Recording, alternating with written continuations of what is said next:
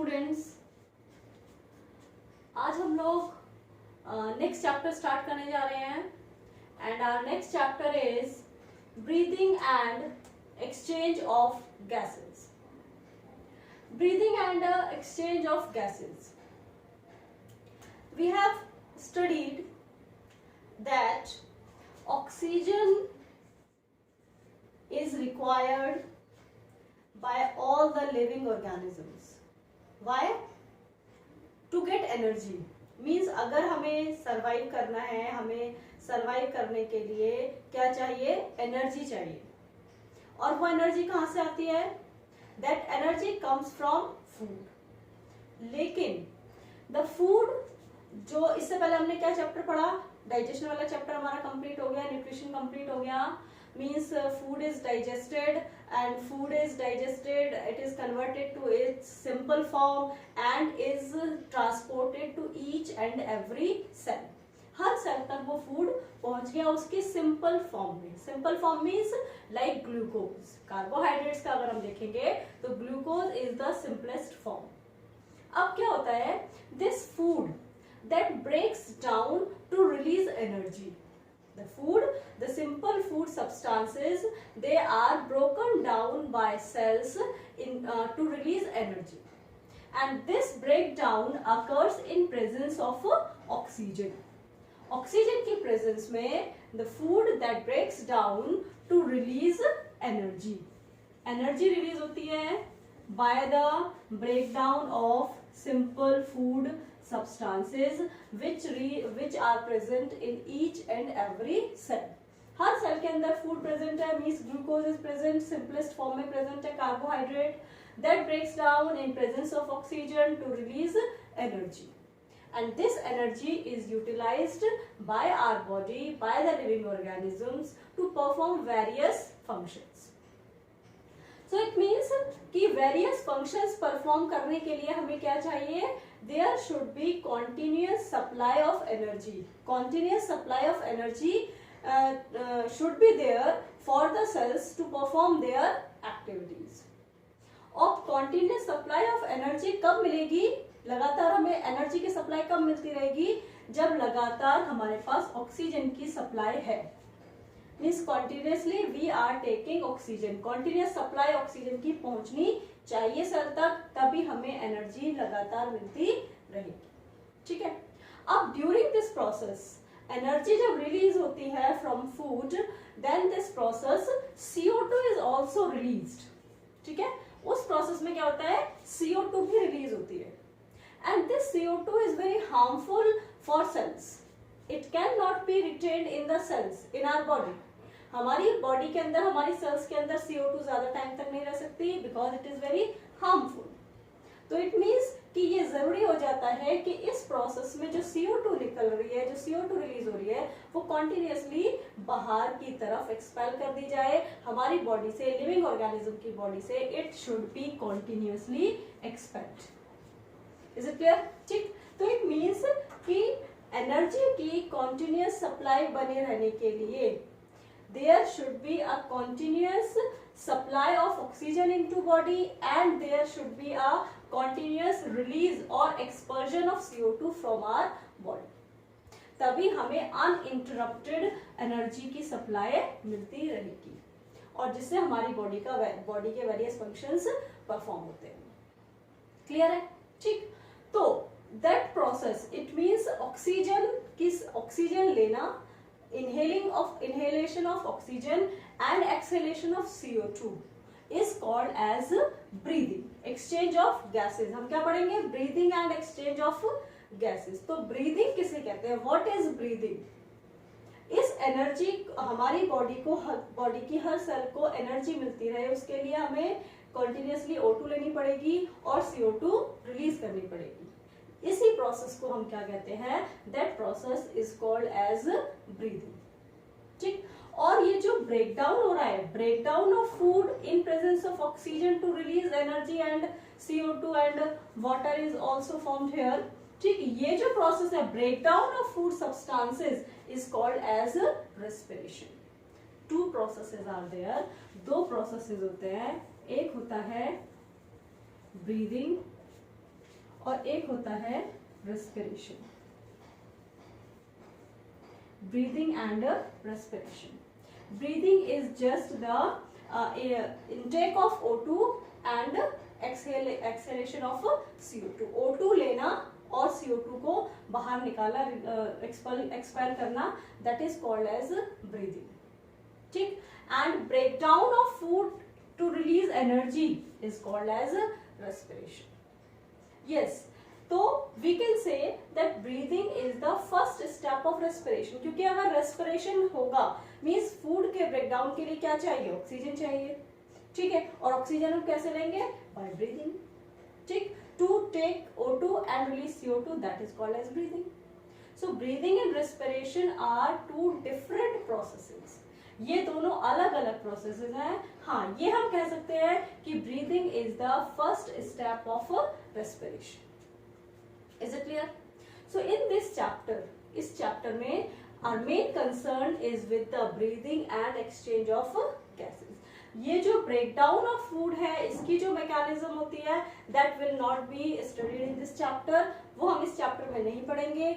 Mainly हमें क्या पढ़ना है, breathing, कैसे हम O2 लेते हैं और किस तरीके से ये O2 finally हर एक सेल तक पहुंचती है. Transport of gases, exchange of gases. Is it clear? ठीक. तो here in this chapter we will study about the breathing. So here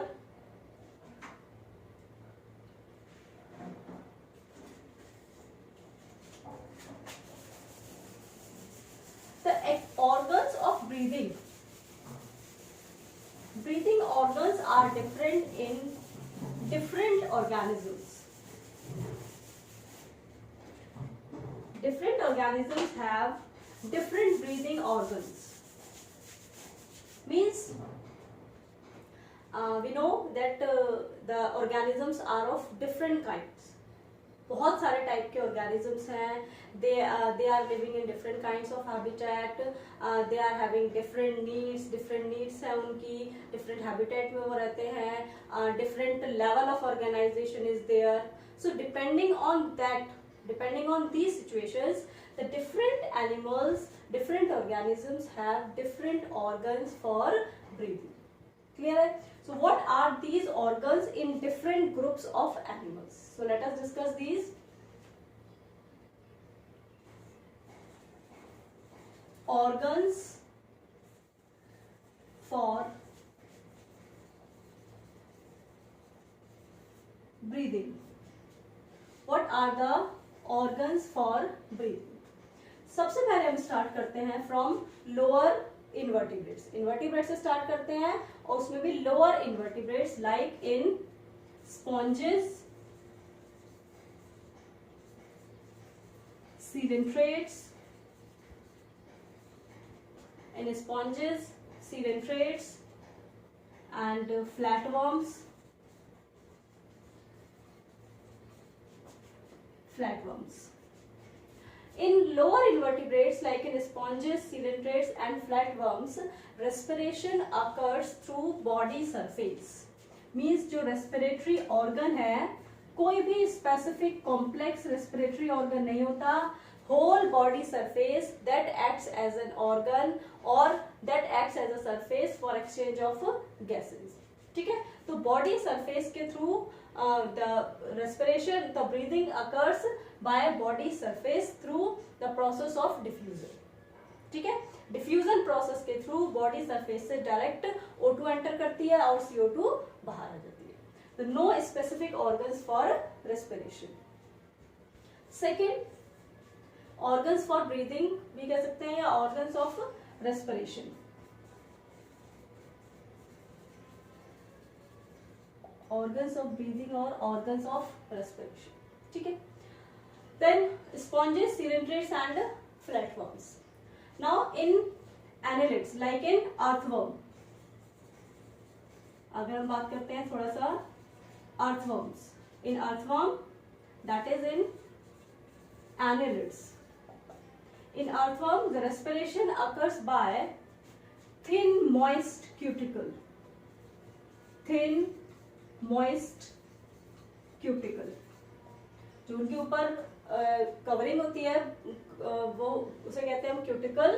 तो उस क्यूटिकल की हेल्प से क्या होता है, रेस्पिरेशन होता है, एक्सचेंज ऑफ गैसेस होता है, and this cuticle is very thin and moist, thin moist cuticle के थ्रू होता है। Next come to the arthropods. In arthropods,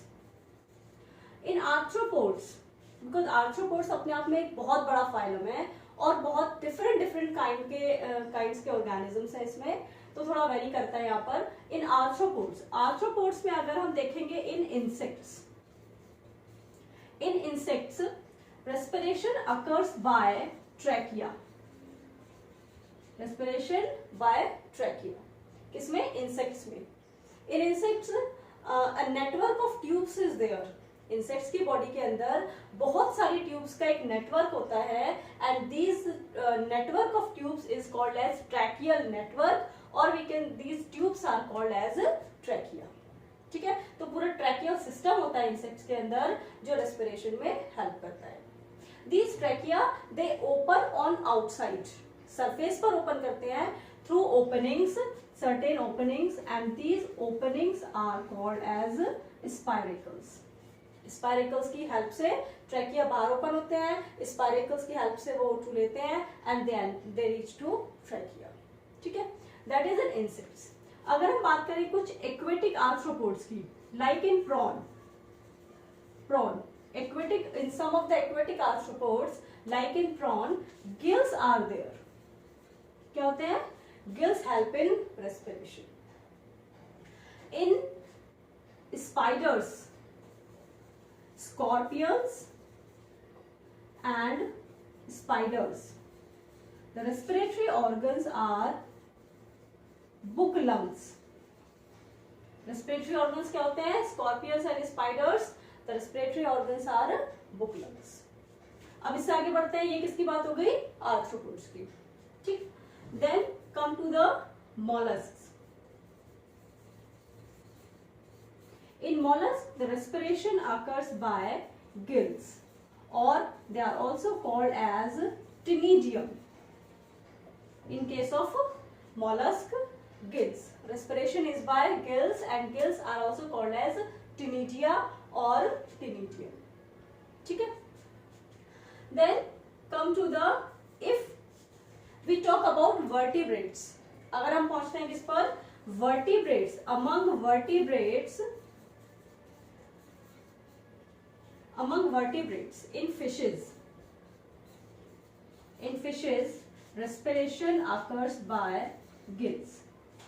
respiration किसके थ्रू होता है, gills के थ्रू होता है in fishes।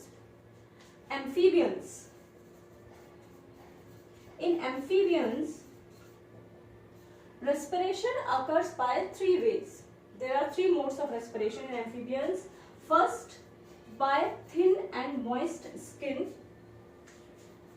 second, by buccopharyngeal cavity,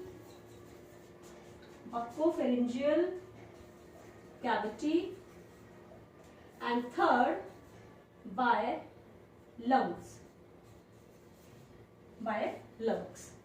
So here in amphibians में क्या होता है, in mostly जो major form of respiration है, that is by skin।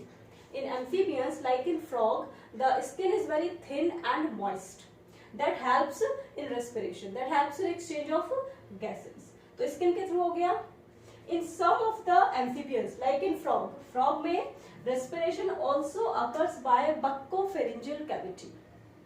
the thin and moist lining of buccopharyngeal cavity, buccal cavity और pharynx का जो part है, तो बक्कोफेरिंजियल कैविटी की जो इनर लाइनिंग होती है, that is very thin and moist and helps in exchange of gases.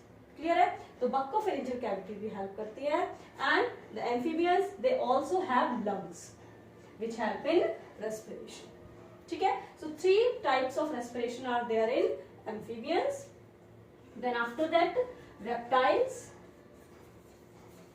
birds and mammals। in reptiles, birds and mammals respiration occurs by lungs। Means जैसे जैसे आप देखेंगे टेरेस्ट्रियल हैबिटेट, जो terrestrial animals हैं उनमें respiration किसके थ्रू होता है, लंग्स के थ्रू होता है। Means highly organised organs are there for respiration and these organs are called as lungs. The respiration which occurs by lungs is called as pulmonary respiration. क्या कहते हैं, pulmonary respiration. The respiration which occurs through skin is called as cutaneous respiration. Through skin, cutaneous respiration. And the respiration occurs by gills is called as branchial respiration. ये terms हैं जो particularly दी गई हैं इनके लिए। गिल से होने वाले रेस्पिरेशन को हम क्या कहते हैं, ब्रैंकियल रेस्पिरेशन। फिर चाहे वो फिशेज में हो, मोलस्क में भी गिल्स के थ्रू हो रहा है, और कुछ एक्वेटिक आर्थ्रोपोड्स हैं उनमें भी गिल्स के थ्रू हो रहा है। ठीक है, तो इन सभी को हम क्या कहते हैं, ब्रैंकियल रेस्पिरेशन। स्किन के थ्रू होने वाले रेस्पिरेशन को हम कहते हैं क्यूटेनियस रेस्पिरेशन। जैसे एम्फीबियंस में होता है क्यूटेनियस रेस्पिरेशन, अर्थवर्म में भी क्यूटेनियस रेस्पिरेशन होता है। और लंग्स की हेल्प से होने वाले रेस्पिरेशन को हम कहते हैं pulmonary respiration, which is the most common method of respiration in terrestrial animals. Clear है। और बक्कोफेरिंजियल कैविटी की हेल्प से जो होता है एम्फीबियंस में रेस्पिरेशन, उसे हम कहते हैं बक्कोफेरिंजियल रेस्पिरेशन। तो आप देख सकते हैं different types of animals are there, different types of organisms are there, and they are having different organs for respiration. Clear है, ठीक, थैंक यू।